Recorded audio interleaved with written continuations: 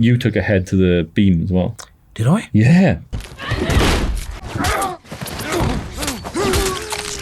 There's a moment during Havoc's climactic fight where Tom Hardy's walker grabs a fishhook, sticks it through a man's cheek, and then proceeds to drag him along a hallway before slamming his body to the ground and subsequently stomping him through the floor. It's one of the gnarliest, most emphatic kills you'll see all year. And if you're like me, and indeed director Gareth Evans, it's something sure to put a smile on your face. I'm a nice guy, really. It's a great example of the experimental action scene design that Evans has garnered a reputation for ever since bursting onto the scene with the Raid films. We always try to look for like unusual uses of weaponry. And so when we knew that there would be like a little boatshed area and there might be a fish thing with like nets, and we start looking at what would be the props that might exist within that space. So when we took like the fish hook, it was like, all right, well, how do we use that? In the similar way that when we did like Gangs of London in the pub fight, it was like, oh, use a playing dart. But then, we were riffing on stuff like, oh, like RoboCop with the spike coming out of his glove. So it's always trying to find unusual ways of using weaponry and hopefully make it something that feels a little bit iconic and different. But also, it's like when you see, for example, when the hook goes into the guy's mouth, we holding it for like, it's like one and then out. It's not like we're seeing or like a close up of like it ripping or anything. It's like for enough in the head of the audience watching it, and then the rest of it is kind of like, it's imagined then. So it's like, it's always like hit them with the punchline and then don't dwell on it to the point of exploitation. Just like comedy, timing is everything when it comes to impactful action design. Combat is a rhythmic event that Evans has been shifting the tune of ever since his first Indonesian martial arts film, Meranto. I remember writing the script down and I had a scene from Jackie Chan's film Armor of God playing. I stopped looking at the screen for a second and I was just typing, it was assuming Jackie's fighting the monks, and then what I realized, and it was almost like a little bit of an epiphany moment, was that all of the little punches and blocks and then the throws and everything, it had a percussive element to it. There was something musical about it.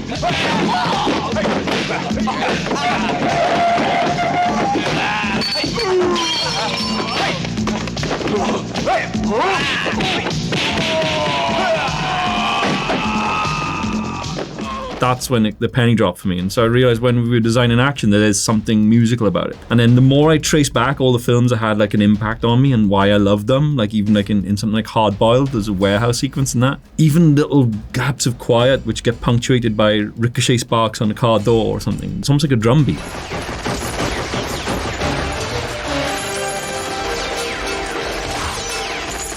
So there's a musicality to it and a rhythm to it in terms of performance, in terms of the dance between the camera and the performers, that has always just sort of like felt right. It doesn't matter what the film is and stuff like that. The joy of going back into that space and trying to find something new and trying to kind of explore it. It's like a musician exploring a song. It's like, they obsess over their genre of music, and I obsess about that genre of film, basically. That dance between camera and performance is also felt on the other side of the lens. Havoc star Tom Hardy embraced the challenge of sticking to the intricately designed choreography, which offered a unique thrill. There's an element of vitality that comes from doing anything that's physical. It adds an element of excitement, I guess, to having to do things at a certain speed and to think and solve problems in a kinetic, fluid way, whilst also maintaining a semblance of control, of understanding of your body and other people's, and space, weight, time, flow, everything comes into, because it's not like I'm a dancer, so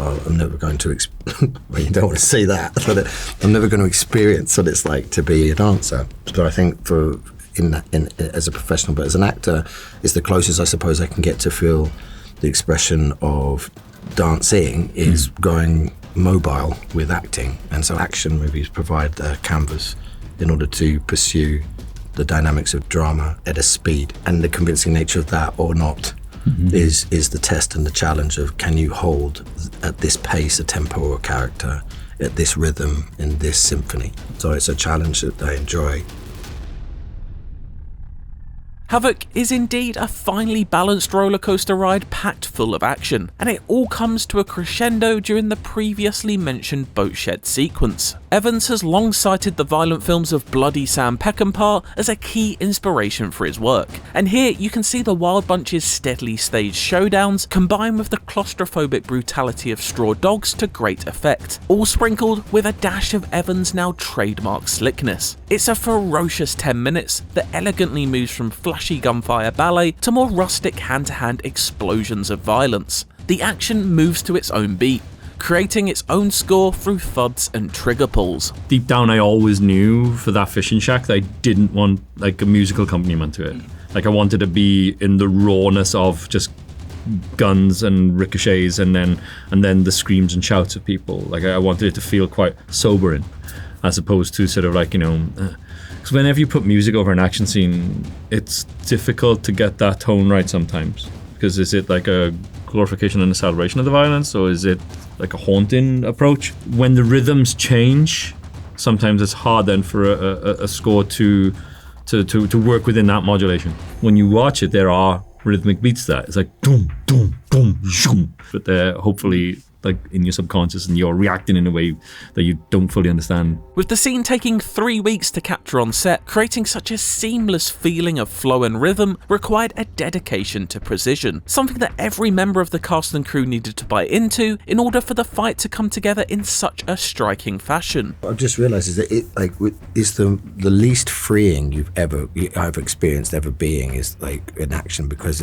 everything is choreographed. You can express yourself how you like on the accuracy of the actual movement from A to B, how your character may want to. But those are the moves. I've got used to in acting just going off-road with the script. I'll just walk off and say what I feel like it. Because we've already got the shots, we've already done the scene a certain way. There's a freedom that's completely different. You can't just decide to improvise in the middle of a fight scene. It is what it is. It's really specific, isn't it? Yeah. It's everything. And there's a way of bringing some characteristic to it, but it is working within the parameters of that, isn't it? It's completely controlled. So that chaos, all of that is chaos. Yeah. None of it is extraneous. No.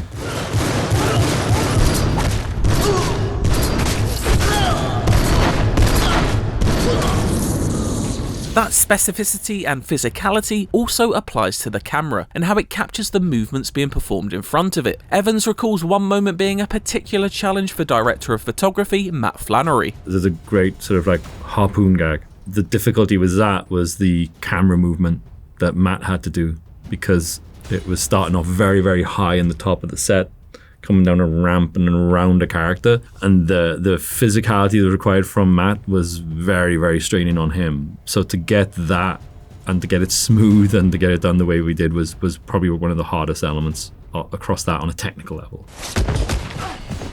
Hardy also notes one aspect of the scene being a particular challenge for him, but one that Havoc's experienced stunt team ended up taking the brunt of. Michelle Watson's kicking the legs. Yes. I couldn't move my legs quick enough out the way, so Jakey took those kicks. He did take a hell of a kick. Because I couldn't take But then you took a head to the beam as well. Did I? Yeah. Maybe That close-up one of you being stand into it, yeah. Yeah. It all I became a remember hazy those memory kicks after that. being a bit scary actually, because they were quite hard. Yeah. I couldn't move like quick enough for them.